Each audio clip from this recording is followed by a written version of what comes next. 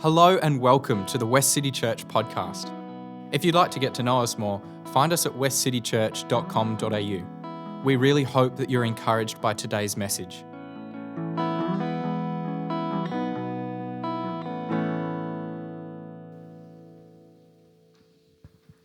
Good morning, church. If you're new to Westcity, you've come in on a moment of grief for us as a community, but that's okay. You're very welcome here because it's good to grieve together. We don't have many spaces or rituals or ways of grieving in our modern Western world, and so I think church is actually a really important place for us to be expressing this. And we come from a long faith tradition of grief and wrestling and questioning and going through all of those painful emotions. And it does seem very fitting that right at the moment we're smack bang in the middle of a series about the prophets, because the prophets in the Bible, if you're familiar with them, are people who spoke during the most traumatic, most grief-filled time of Israel's history, and they wrestled with that pain. And the prophet that I'm talking about today is called Jeremiah. And I don't know if you're familiar with Jeremiah. It's not an easy book to read. It's 52 chapters, and at least 49 of them are just overflowing with pain. He is called the weeping prophet. There's even one time where he cries out, saying, "I wish that my head was just a stream of water or a fountain so that I could weep day and night for the people."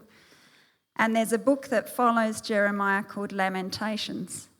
A lot of Christians and Jews believe that Jeremiah wrote Lamentations, but whether he did or not, we'll never know. But it was definitely written about him and in the same style, and it's connected to Jeremiah. And in the middle of Lamentations is a poem written from the perspective of Jeremiah and the great suffering that he endured. And this is why he's called the weeping prophet. I'll just quote Lamentations chapter 3, verse 48. And it says, "Streams of tears flow from my eyes because my people are destroyed. My eyes will flow unceasingly without relief until the Lord looks down from heaven and sees, because what I see brings grief to my soul." So it is a somber day, and it is a sad day for us. But Jeremiah's tears for us were a gift to us, and they were a gift to the people that he prophesied to. And tears can be a gift to us as well. I was really lucky a few weeks ago. I went away with a few women from Westcity, really beautiful women, and we just had an overnighter away, which was very restoring to my soul. And we had a lot of laughs, a lot of food, a lot of walks on the beach, a lot of good stuff. But interspersed among it were tears. And there was one moment where we sat as a group, and I looked around at the faces of those women that I know, and I knew that every single one of them is living with pain right now. Every one of them has hurt in their life and grief that they're carrying, and hard relationships and people that they love who are hard to love at times. And I took inspiration, I took courage from that group. I took courage in my own life because I saw women who are steadfast and loyal and who keep stepping forward and who keep loving, and they were willing to risk their tears in our group, and it was a gift. It was a gift to me. And so I hope that Jeremiah's tears can be a gift to us, because Jeremiah's life was very hard. If you read, particularly if you want to skip the 52 chapter version, you can just read Lamentations 3 and you'll get a feel for what Jeremiah's life was like. He was called to be a prophet when he was still a teenager, and God gave him this burden where he was speaking the words of God and sharing God's heart with the people. And it brought him no end of pain and loneliness. God even said to him, don't get married and have children because you don't want anybody else to have to go through what you're going through. And when Babylon came and destroyed Jerusalem, I think it was a gift to Jeremiah that he didn't have to worry about his loved ones suffering. He spoke to kings and they turned against him, and they had him beaten and flogged and humiliated and put in stocks. They threw him in a pit where he said it was like the waters closed over his head, and he was rescued out of that pit but still imprisoned. And towards the end of his life, he got taken to Egypt, and tradition says that he even got stoned to death there by the people who took him. So not a happy life, but more than his own pain, he was driven and burdened by this pain for what God's people were going through. And he even talks about God does not willingly bring affliction or grief to anyone. And he can see just the pain that God's people were being put through as they were taken from their homeland into exile in Babylon. And that was what caused him the pain and the grief, was tears of sorrow for the suffering of God's people. Now, if you just pick your Bible up at random and open to the prophets, you're going to be pretty confused and lost and wonder how on earth this ancient story of a small people group in the middle of nowhere getting taken to another city for a few years, what does that have to do with anything? How does that affect us today? But that exile and return turned out to be a pivotal shaping event in Israel's history that actually brought us the Bible as we have it today. That it became this great metaphor to the people. They understood that this wasn't just something that affected them in one space and in one time. This was literally the story of all humanity for all time. And so Jeremiah's book is in context of the whole Bible. And if we want to understand it, we need to go right back to the beginning. And so for those of you who've seen me draw on the whiteboard before, I do apologise. I'll be drawing the same pictures. I'll be coming back to the same verses again and again because the opening pages of the Bible have so much richness, so much wisdom for us that we can keep unpacking it for a long time. So if we go back to the very first page of the Bible, the very first verses. Is that going to come up on the screen, Kerry? Genesis chapter 1, verse 1 says, "In the beginning, God created the heavens and the earth." And when I was a kid, I thought that meant that earth and heaven were completely separate, that I was going to go to heaven after this life, but that earth and heaven never intersect. But that's not actually the picture of the Bible. Kerry, have you got that slide? Is it? Okay, beautiful. It's in your Bible on page 1. In the beginning, God created the heavens and the earth. It's verse 2 that I particularly want to have a little look at. Now the earth was formless and empty. Darkness was over the surface of the deep, and the Spirit of God was hovering over the waters. In that verse, we have the backdrop to the whole story of the Bible. Formless and empty is describing a barren wilderness where no life can exist. Darkness was over the surface of the deep. We all know what it's like to be in a dark space and how scary that can be.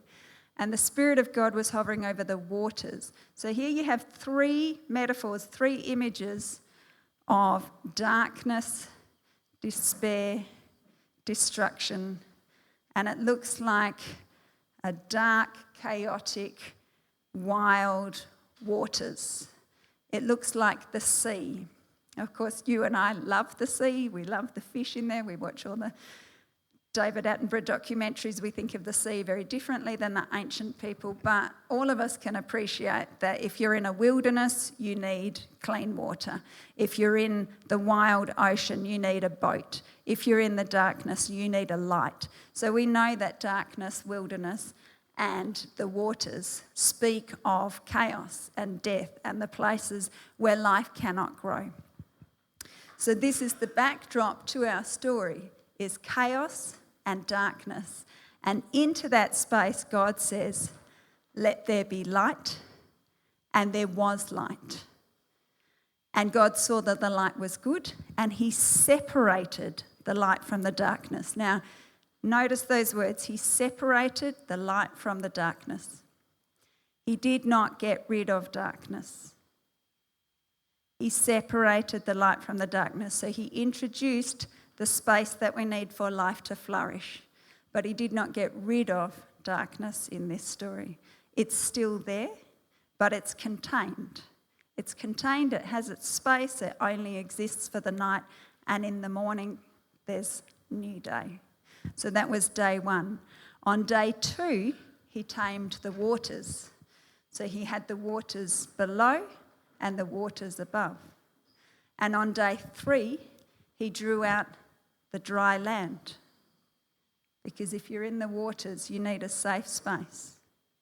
And on day three also, he said, let the land produce vegetation. So now he's taken care of the wilderness. So on days 1 to 3, he's dealt with these three problems from verse 3. He's dealt with the wilderness, he's dealt with the darkness, he's dealt with the waters, but he hasn't taken them out of our lives. They're still there, but they are contained. And on day 4 to 6, he fills those spaces with life because he's now created the conditions for life. And so he places man and woman, his image bearers, into a garden space. And their role is to show the world what God is like and to co-rule with him and bring the spaces of life into darkness. And in chapter 2, it zooms in on this hotspot, this place where heaven meets earth. So chapter 2 is the Eden story, where we have male and female in a garden space. And in the centre of the garden is a tree that is called life. So there's something about this origin story, this very beginning, where life is found at the centre. And then there's a river that flows from this space to the whole world. And it too is also called life. It's a river of life. And we're not just talking physical life here, we're talking abundant, blessing life, the kind of life where human beings can flourish.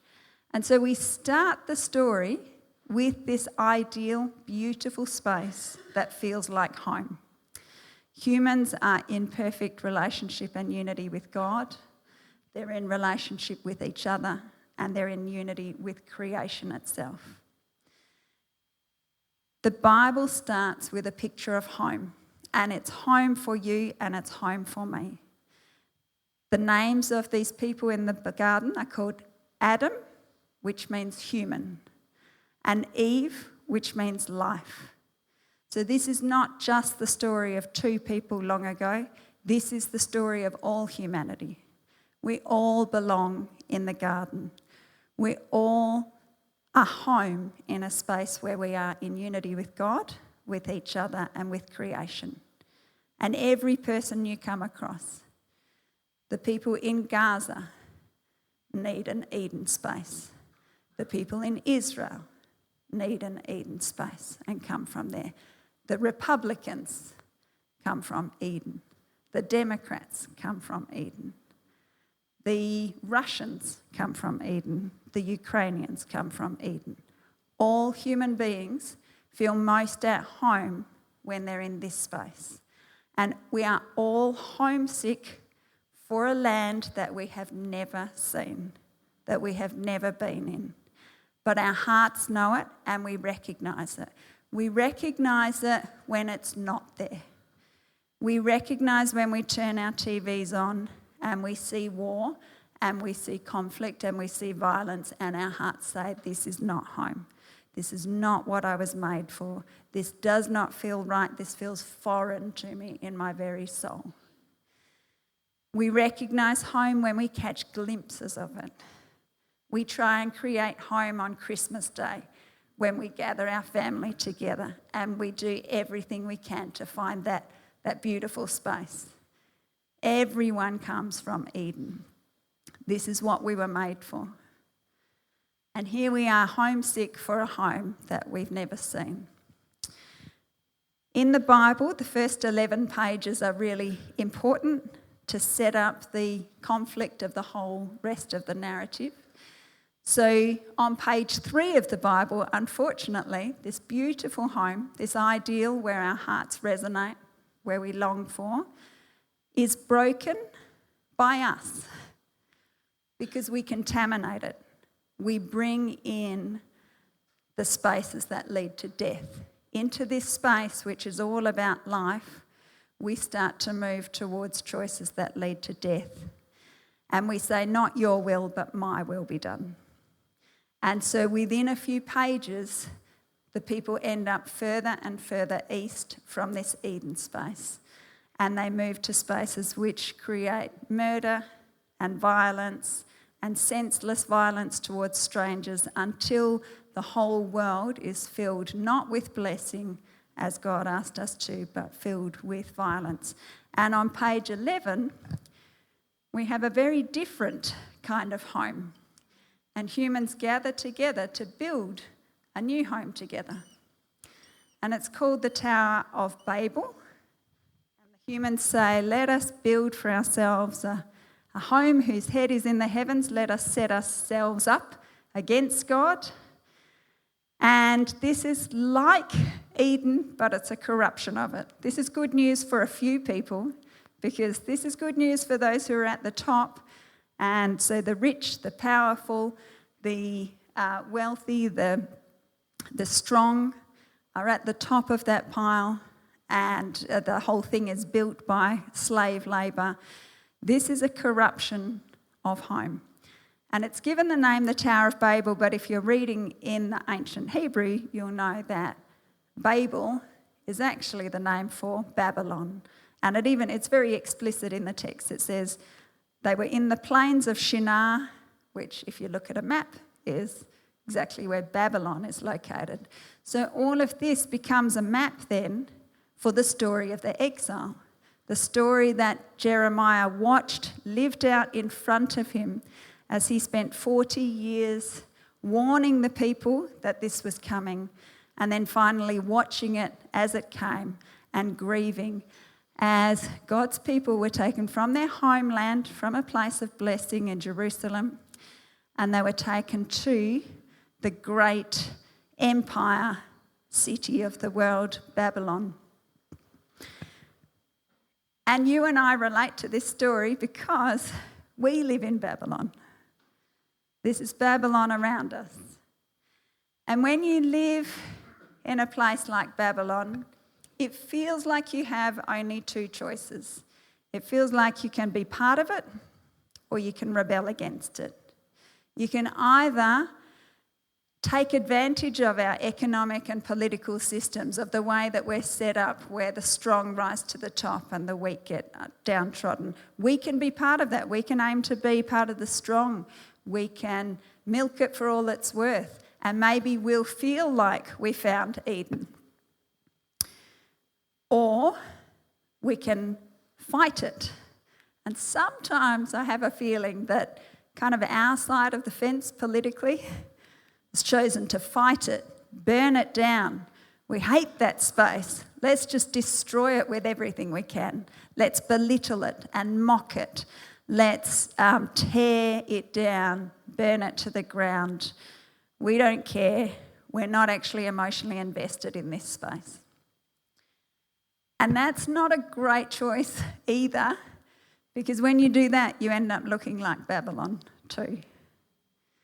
So Jeremiah, in Jeremiah chapter 29, had some profound words of advice for the exiles who were living in Babylon. So if you can read that on your screen, I'll just turn to it in my Bible. Jeremiah 29, he literally wrote a letter. He was left behind in Jerusalem, which was no Eden at that point.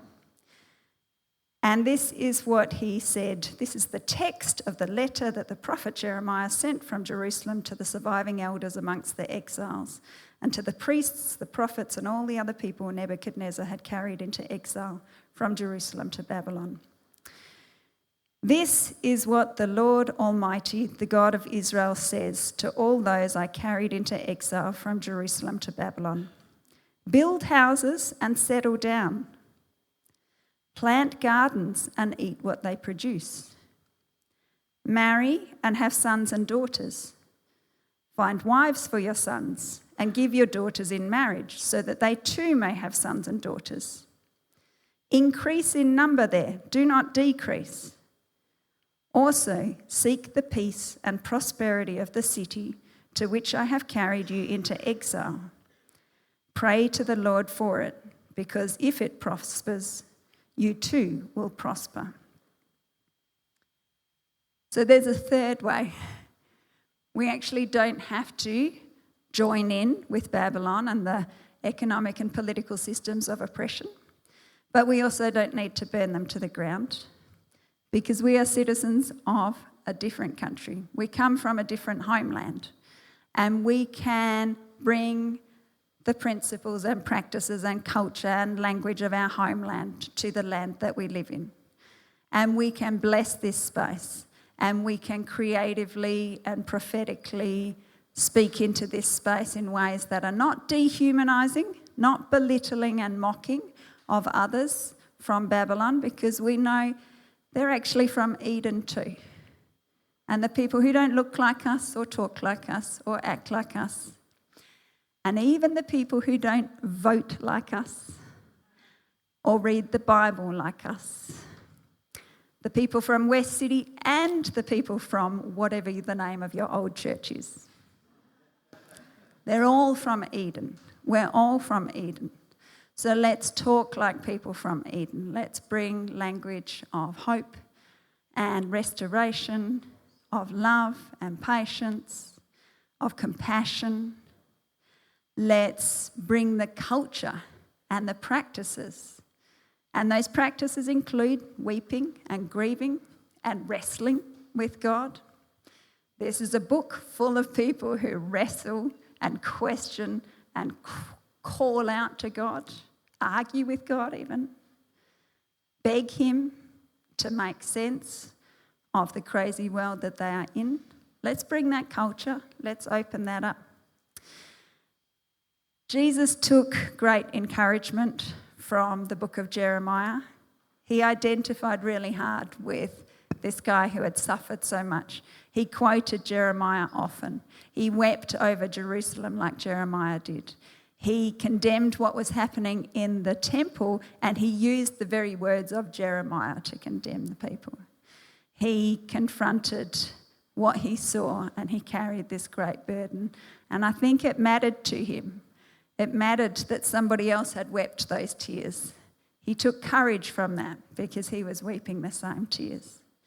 And so Jeremiah's tears were a gift to Jesus, so they can be a gift to us as well. And deep in the heart of Jeremiah, because the best bit's always in the middle, in the centre. If you understand the structure of Hebrew literature, the best bit's always in the centre. And in the centre of the 52 chapters of Jeremiah, there's 3 little chapters called the Book of Comfort. So in the midst of the pain and the grief, Jeremiah says, it's okay. A day is coming where you will get called back out of Babylon into your homeland. And Jesus told us, I've started that process. This has already begun. Heaven is coming to earth. The kingdom of heaven is near. And at the very end of the Bible, the second last page, this is on the second page of the Bible, but on the second last page, I'll turn to it rather than trying to quote it off the top of my head because I might get the words wrong. Then I saw a new heaven and a new earth, for the first heaven and the first earth had passed away, and there was no longer any sea.